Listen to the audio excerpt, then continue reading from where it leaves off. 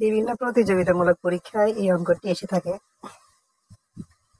টাকায় ৩টি এবং ৫টি দরে সমান সংখ্যক কমলা বা আমলা বিক্রয় করে টাকায় ৪টি দরে বিক্রি করলে শতকরা কত লাভ বা ক্ষতি হবে।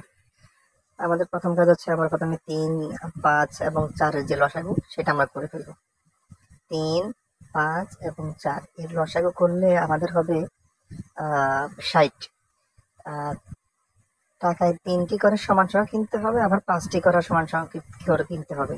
আবার তাহলে আমাদের ৫টি এবং ৩টি সমান সমান সংখ্যক কিনতে হবে। আমরা অনেক সময় কি করি, ৫ এবং ৩ যোগ করে আমরা ধরে নিই যে ২ টাকা, কিন্তু না, সেভাবে হবে না, আমাদের সমান সংখ্যা করতে হবে। তাহলে আমাদের সমান সংখ্যা করতে গেলে প্রথমে আমাদের কি করতে হবে, লসাগু করতে হবে। লসাগুগুলো আমাদের ৬০ হলো। এটা আমাদের ক্রয়েরটা বের করবো। প্রথমে আমরা বের করবো ক্রয়েরটা। ৬০টি যদি আমরা কিনি, লসাগু হয়, তাহলে যদি টাকা ৩টা করে পড়ে তাহলে আমাদের পড়ে ২০ টাকা। আবার ৬০টি যদি আমরা কিনি ৫ টাকা করে যদি পড়ে তাহলে আমাদের হবে ১২ টাকা।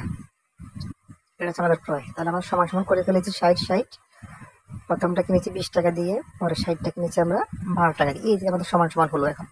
তাহলে আমাদের টোটাল কিনেছি আমরা ১২০টি কিনেছি আমরা ৩২ টাকা দিয়ে, তাই না? তাহলে আমাদের ১২০টি কেনা হয়েছে ৩২ টাকা দিয়ে। এখন আমাদের বিক্রয়টা বের করতে হবে।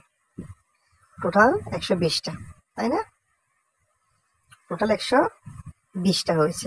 অনেক সময় আমরা ৫ দিনে যোগ করে ৮ করে ২ টাকার হিসাব করে ১ টাকার বের করে, কিন্তু না, ওটা হবে না, কারণ এখানে সমান সংখ্যক আমলকি বা কমলের কথা বলা হয়েছে। সমান সংখ্যক টাকা সমান না, পরিমাণটা সমানের কথা বলা হয়েছে। এই জন্য আমাদের পরিমাণটাকে আমরা সমান করেছি। টাকা দেখুন, টাকা একটা ২০ টাকা, একটা ১২ টাকা, তাহলে টোটাল হয়েছে ৩২ টাকা। আমাদের ভালো করে খেয়াল রাখতে হবে। এখন আমরা বিক্রয় মূল্য বের করব।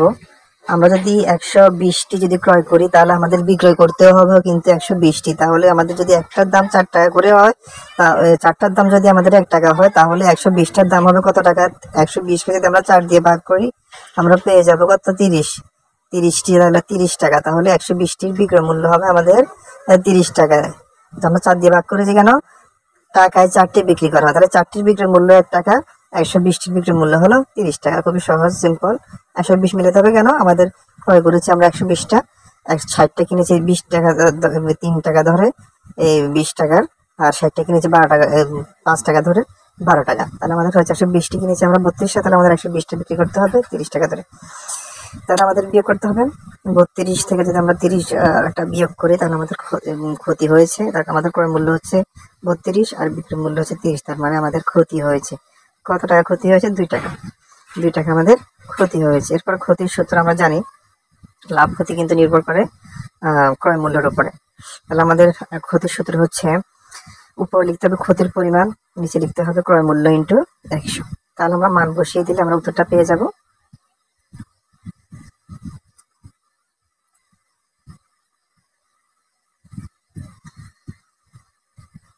২ টাকা ক্ষতি হয়েছে আর ক্রয় মূল্য হচ্ছে ৩২ টাকা। আর যেহেতু ইন্টু ১০০% কাটাকাটি করবো আমরা, কাটাকাটি করলে আমাদের হবে ৬.25%। এটা হচ্ছে উত্তর। ধন্যবাদ।